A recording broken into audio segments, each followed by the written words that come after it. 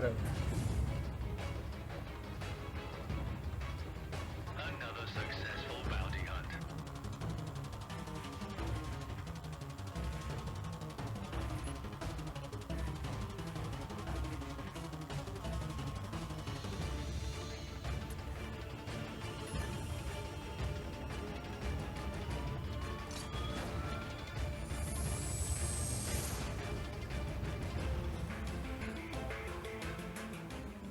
Okay.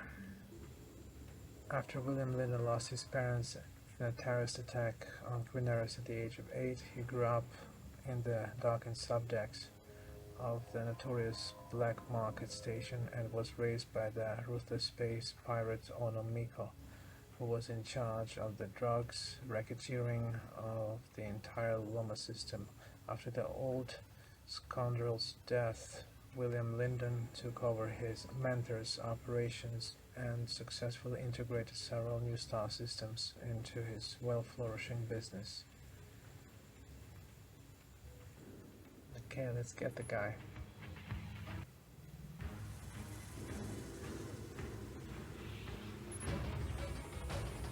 He's on the wanted list. Time to cash in.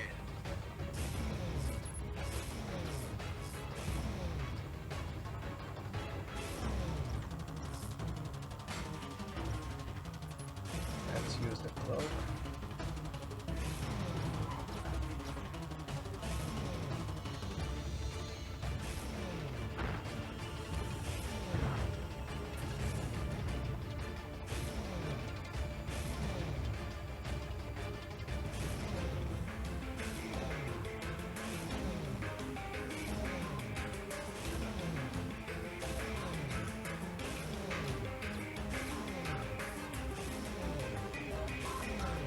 Somebody else is lighting him up.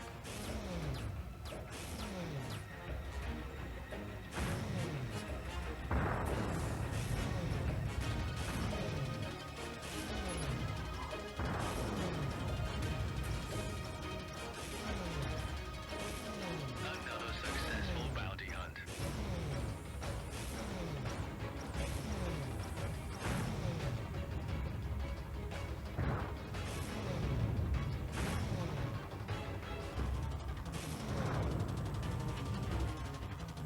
Right.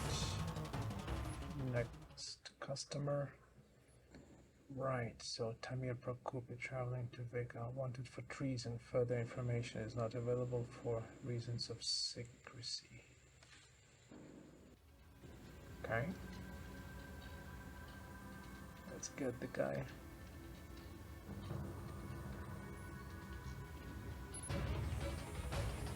He's on the wanted list. Time to cash in.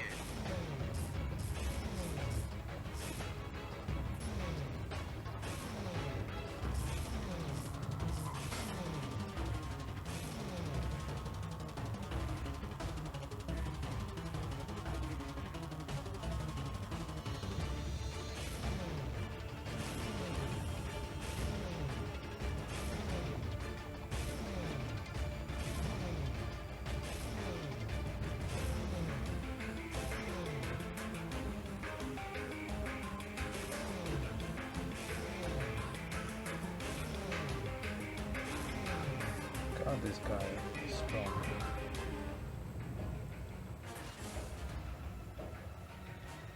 A nice little boost to my credit account.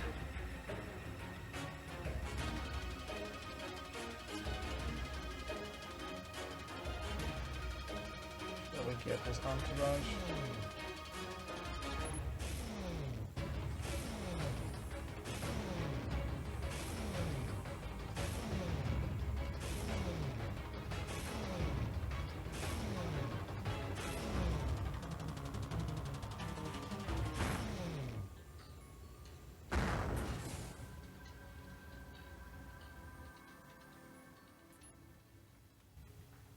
Merchant Sir traveling to Hanoi. Ever since he wasted his first million credits even faster than he earned it, everyone in the galaxy was well aware of the fact that the bon vivant weapons billionaire Merchant Sir had a weak spot for fast ships, beautiful women, and bacchanal parties.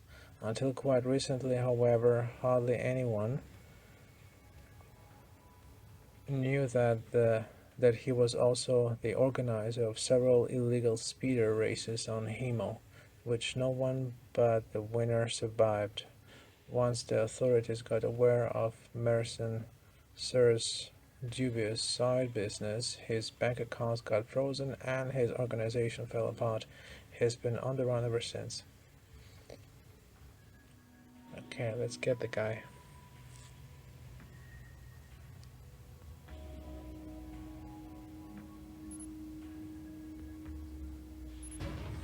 Gotcha.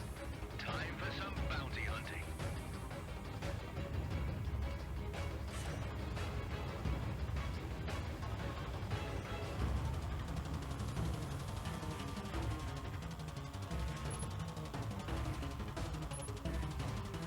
Hope I don't hit the friendlies again.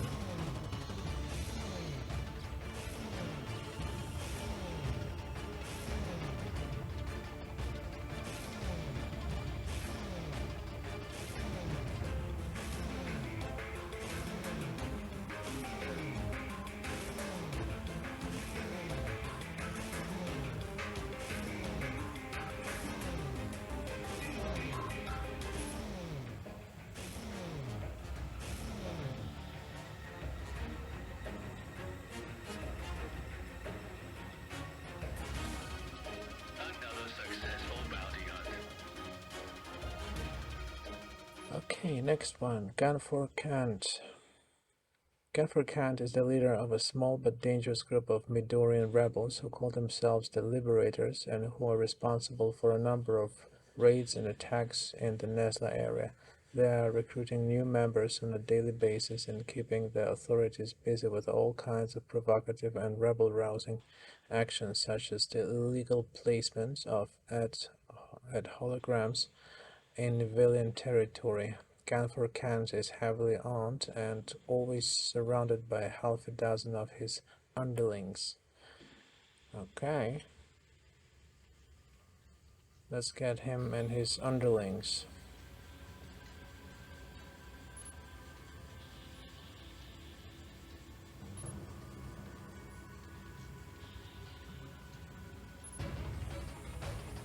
He's on the wanted list. Time to cash in.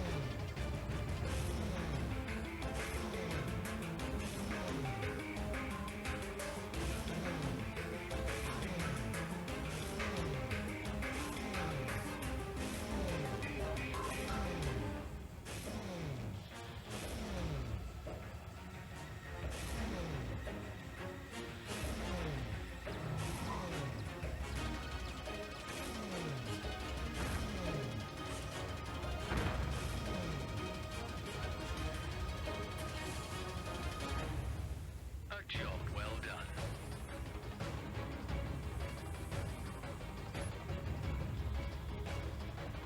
Okay, let's get the next guy.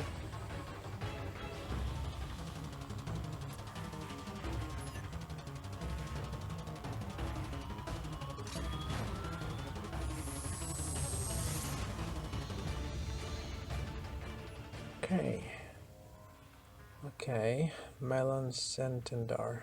Melon Sentendar is the wire puller behind the so-called Anya revolt. He shamelessly exploited his function as security chief of the Anya area in order to pave the way for the Meta Alliance's takeover of the very region he swore to protect.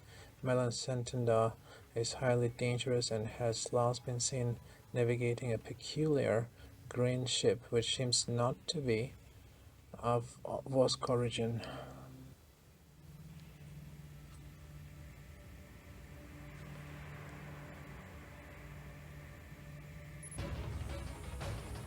He's on the wanted list. Time to cash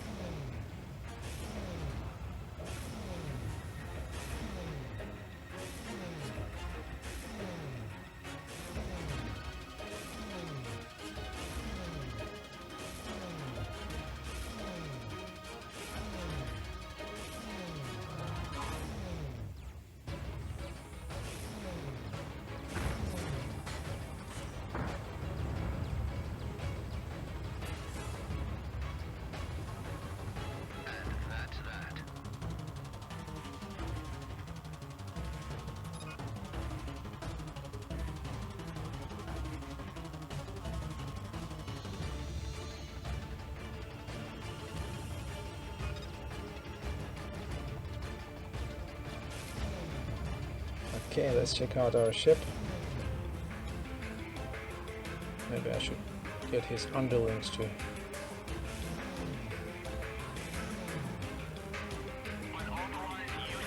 Oh, damn it, I did it again.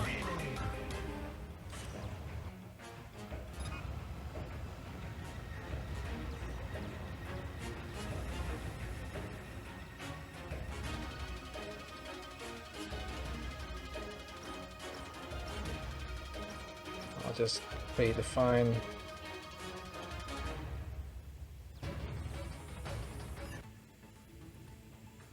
$4,000 credits. That's okay.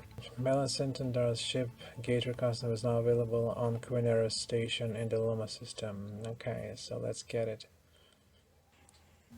Gator Custom. Looks like a nice ship.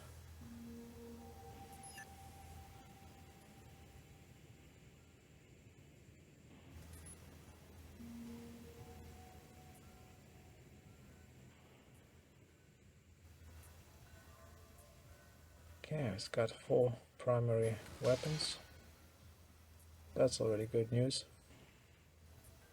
4 raccoons make magic. Alright, so the Gator Custom is the signature ship of the Midorian space criminal Melancentenдар. Originally, the Gator Custom belonged to notorious bounty hunter, but it was stolen by Centendar after its former owner had parked it in the hangar of the Camo Club.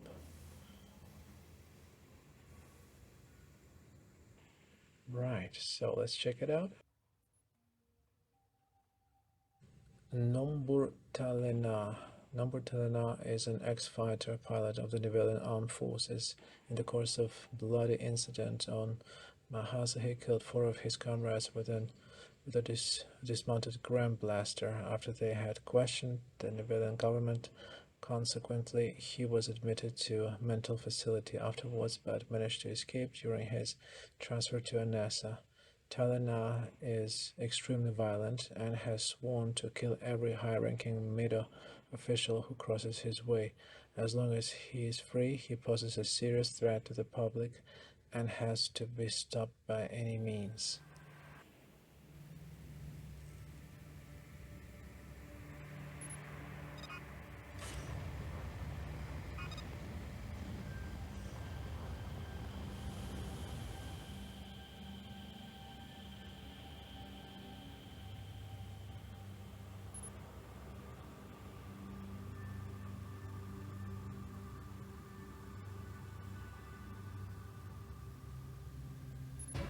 Okay, gotcha. I'm collecting the bounty on this one.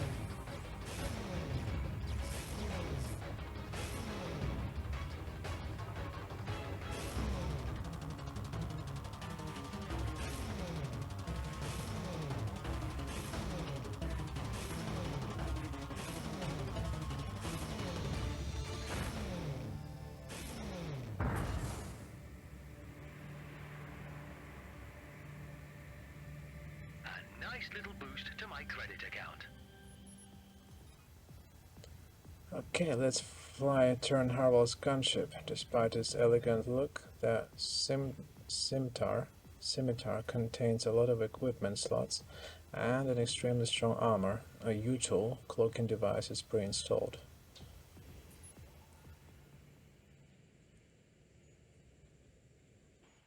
Okay, Bartholomew Drew.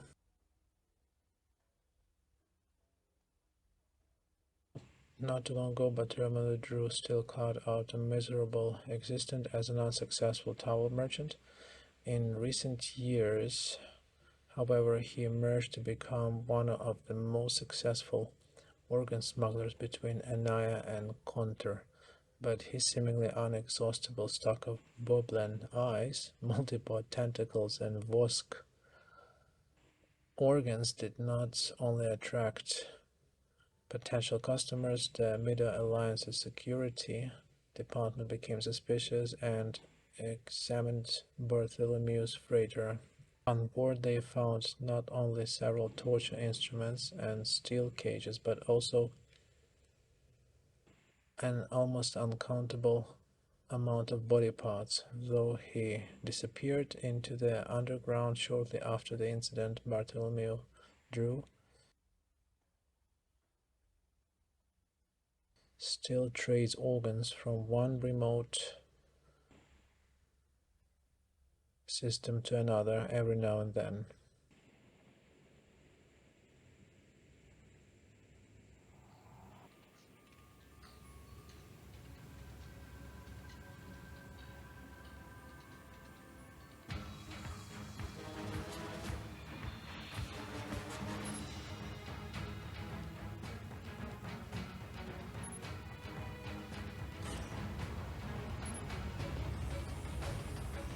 Found Bartholomew. Wanted to take care of.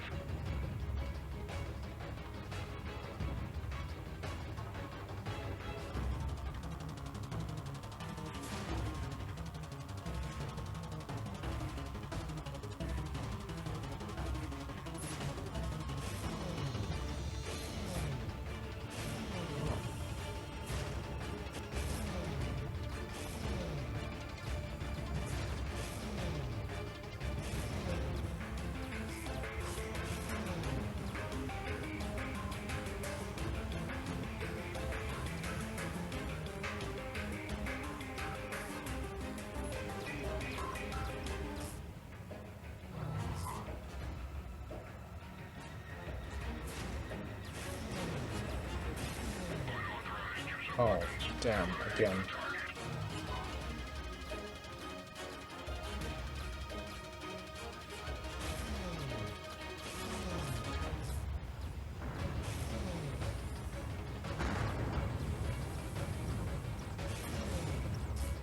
Stay out of my way, guys.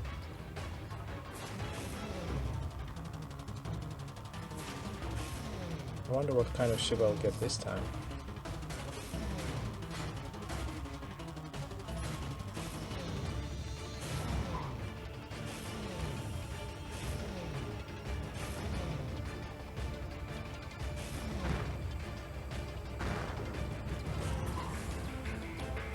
A job well done.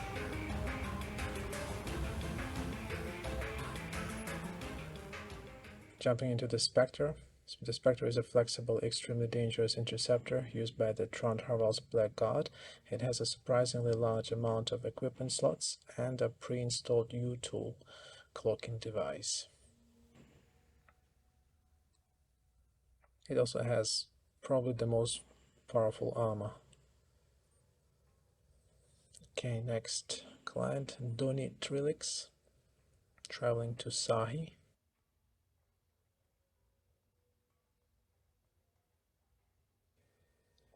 Doni Trilix is the twin brother of the notorious criminal Noit Trilix. After they had successfully pulled off a couple of scams together, the brothers decided to go separate ways in the future. Always a tad less lucky than his brother, Noit was caught by the authorities rather quickly and currently serves a lengthy prison sentence on liquor. Doni, on the other hand, went to sell fake blueprints on the black market. The construction of a supposedly groundbreaking compression unit on the basis of one of Doni's fake blueprints sent a total of 14 members of the Middle Alliance to their graves and another dozen to the critical care unit. Doni's completely made-up indications of quantity led to a fatal chemical reaction that caused a devastating explosion, in the course of which the whole production block was removed from the hangar of Karlstad Omba station. If Doni should ever offer you a blueprint, don't buy it under any circumstances. Instead of making a purchase, just grab your gun and kill the seller.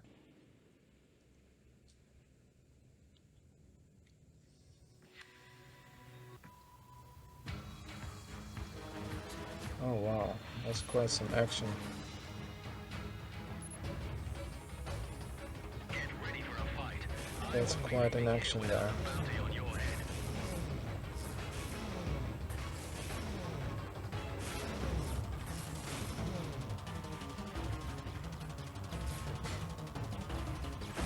This spectre looks like a shaving razor of some kind.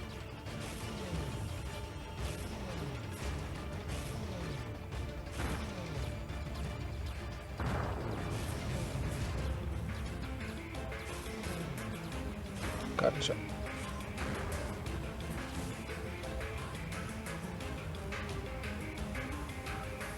Another successful bounty hunt.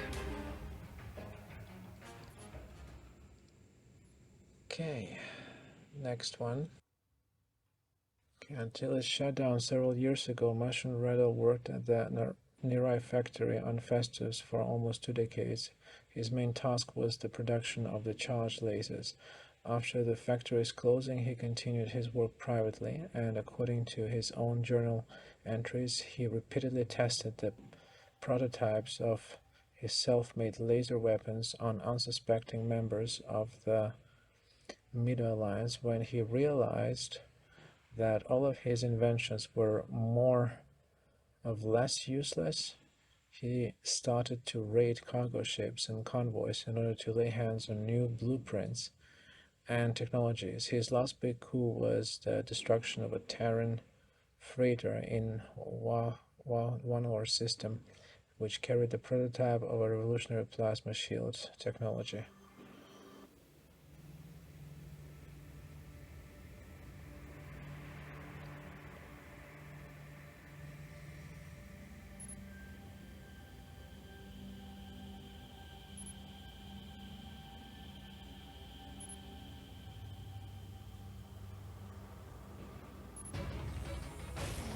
He's on the wanted list. Time to cash in.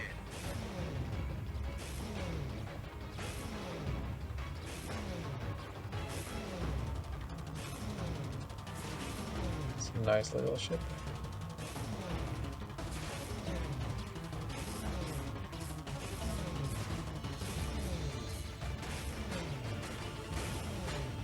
I'm gonna get you.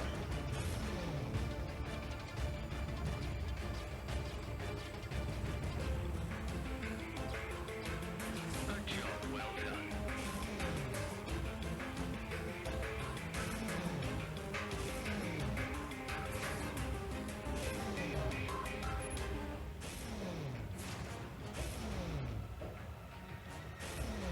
Let's get one of his guys too.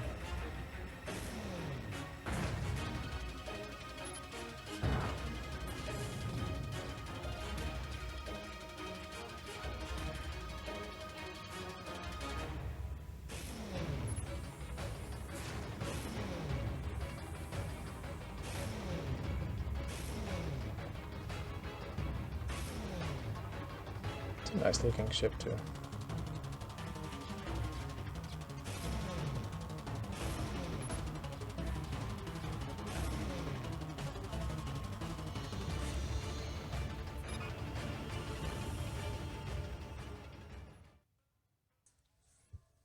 Okay, on to the last one before we get our final ship in Galaxy on Fire.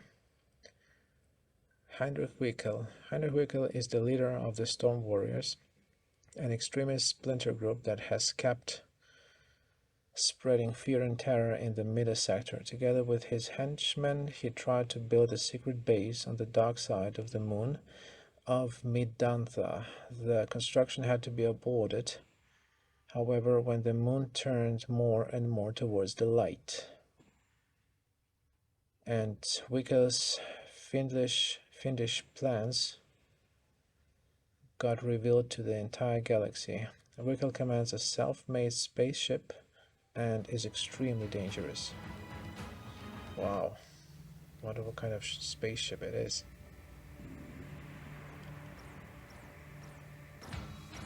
Okay, where are we? Just flew right into a cruiser.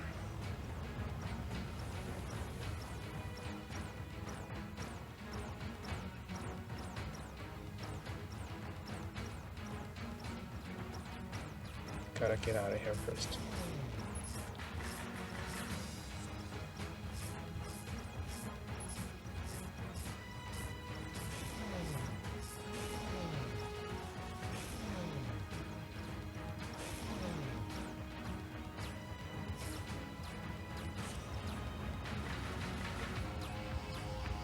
think he's here.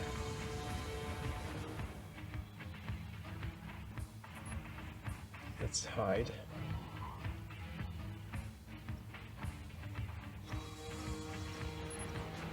Okay, that's him.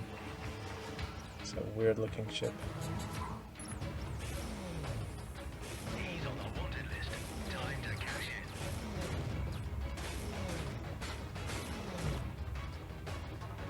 Let's hide again.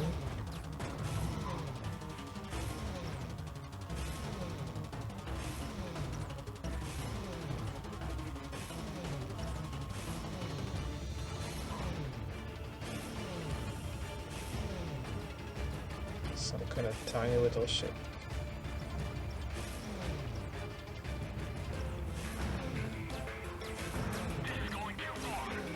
Oh, damn it. Whatever. Let's just get out of here. I don't want to mess with the cruiser.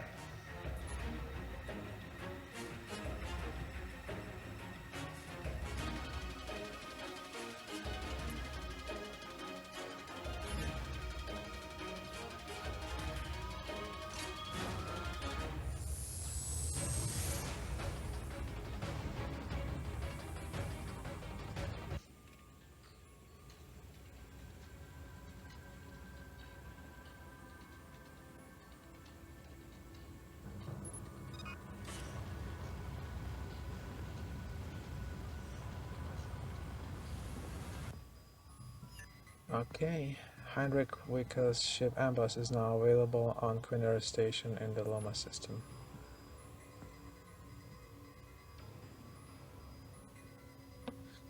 So I think we should check out that ship.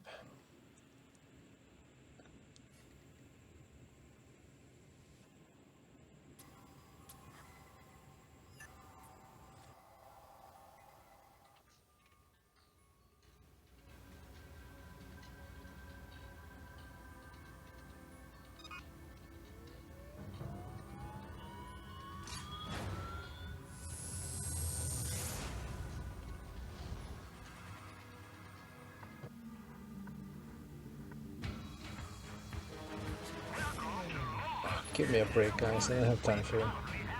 I want to get my new ship.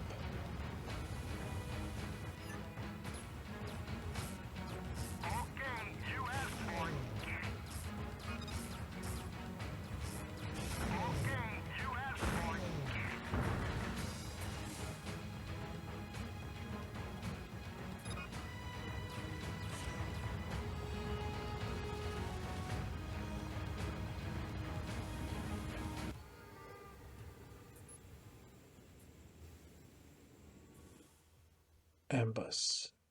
8 million credits. 8.5. Wow. Keep everything, of course.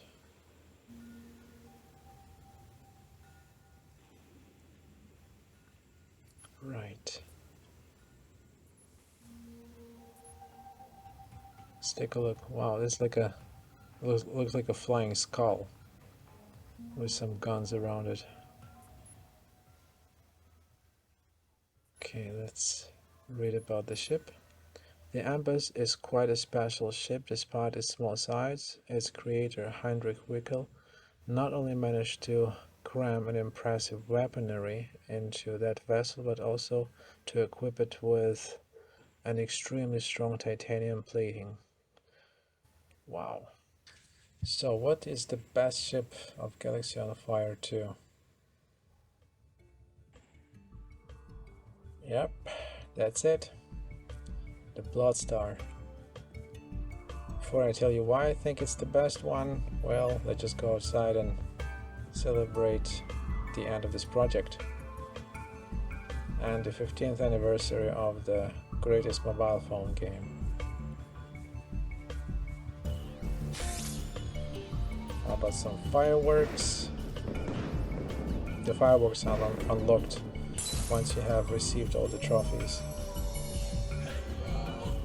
in this game. All the medals, actually, they're not trophies. I've got all the medals in this game at this point in recording. I got all the ships.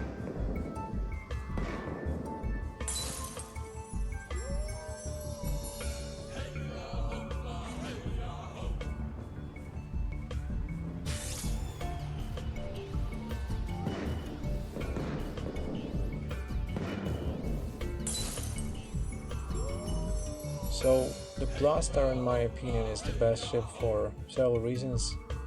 Well, first of all, you can mount 4 primary weapons. There is a turret, but if we talk about just these things, the primary weapons and the presence of a turret pod, we can say that Teneta Red is a better ship. But what makes Bloodstar a better ship than Teneta Red is it's got a huge cargo space. Basically, you can add some rotor black holes to it, and you can turn it into a flying shop slash battleship. You can trade freely. You can get as many products as you want, and once you get to a station, you can sell those things instantly, and you can make a lot of money, essentially either by trading or by completing fighter missions.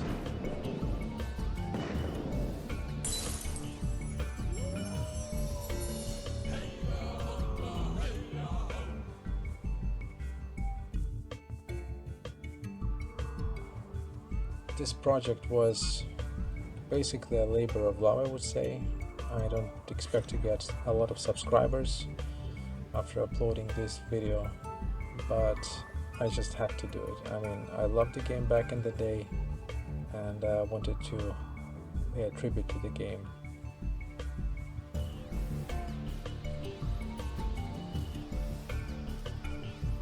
I know that the developers of this game have moved on, so if any of them watch this video, I'd like to thank them for this amazing game. And you guys did a great job. I wish I could get some merchandise of this game, because I was a huge fan back in the day. I remember playing this game so much, so often during my overseas trips. I remember playing it during my long flights from Asia to Europe, and remember killing a lot of time playing this game. So with that, thanks for watching. I'm gonna be uploading some more videos of the Galaxy on Fire 2 as a tribute to this game, so stay tuned and subscribe. Bye.